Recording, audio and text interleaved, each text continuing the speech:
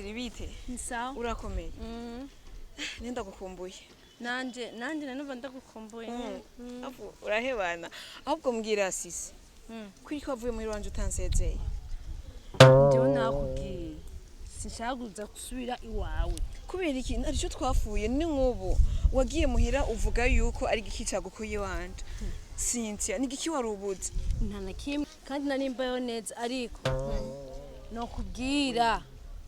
shemeje ujya mugabo wawe nokubwira ibintu yankoreye sinzi ko wapfa navyemeye umugabo wanje yakoreye wewe nukuri sibiki Cynthia yambwiye ngo turyamane sa muryamane umugabo wanje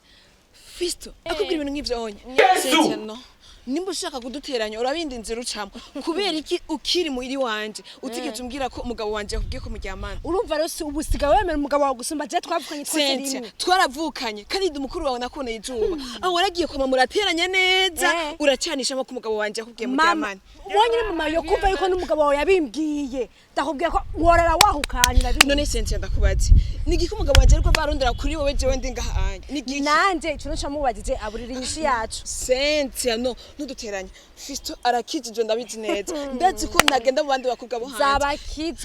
abakizwa bahemva ndakubwire rero je mugabo yaraje abimbwiye ndabwe tumva ndakubwiye je mukunze ndamukunda kandi namubashwa gukora ibintu nk'ivyo acambwira ati ngwase ngo kubikora ngo uzoca mvuga ngo ibintu vyisi arambwira ibintu vyango azombesha ndabwira kumbeshira tutatwe twanje ndigira Cynthia reka kwirigura shika kure nubwo binera mu rushinge Fisto ndamushingira intaye neza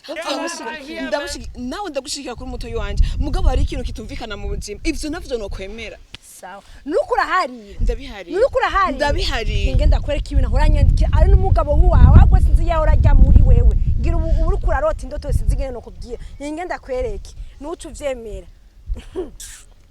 tora soma wabanye n'umugabo wawe Fisto irabira akaja ku mugabo wawe ngo ndukunda mubeshira usiga ureka kunyemera ngo wemere umugabo wawe aho bonye no kwereka nibindi wocu sara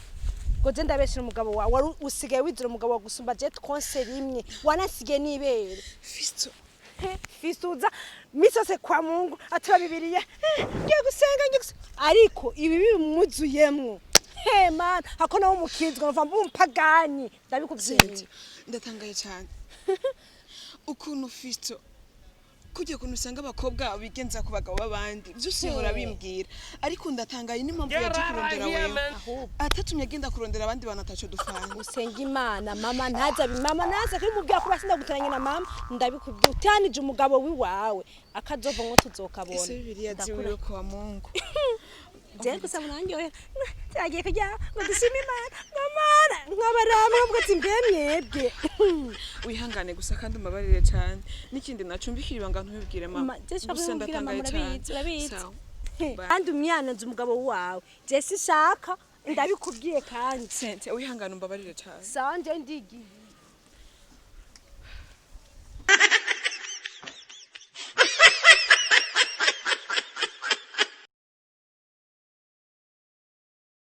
umugabo wanje Fisto